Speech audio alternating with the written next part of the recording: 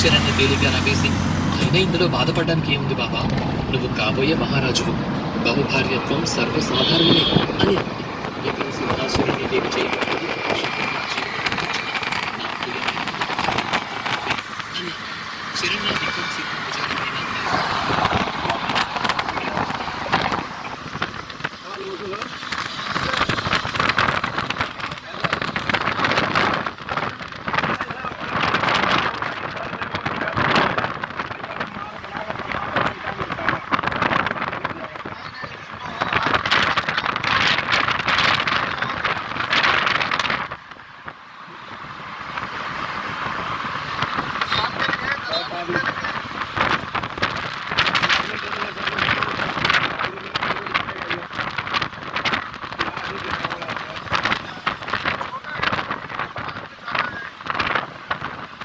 जाना है सर, अभी थोड़ा लेट कर लेते हैं, मीटिंग करके जाएगा फिर माल बनाएगा।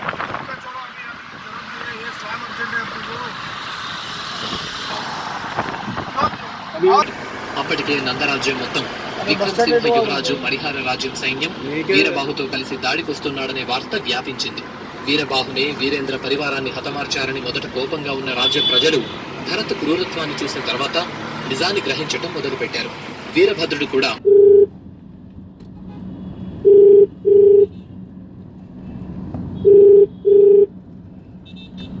ఉపయోగపడతాను కదా అని అన్నాడు.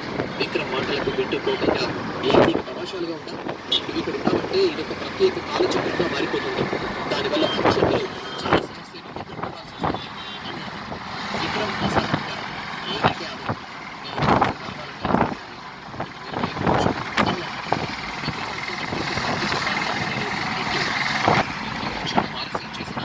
ఇక్కడే చిక్కుకుపోతావు, అదే జరిగితే అక్కడ విక్రమ్ శరీరం వెంటనే నాశనం అయిపోతుంది అని అన్నది. అది విని విక్రమార్క విక్రమ్ వైపు నిస్సహాయంగా చూశాడు.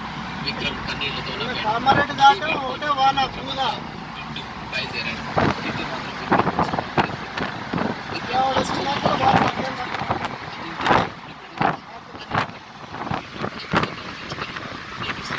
విక్రమ్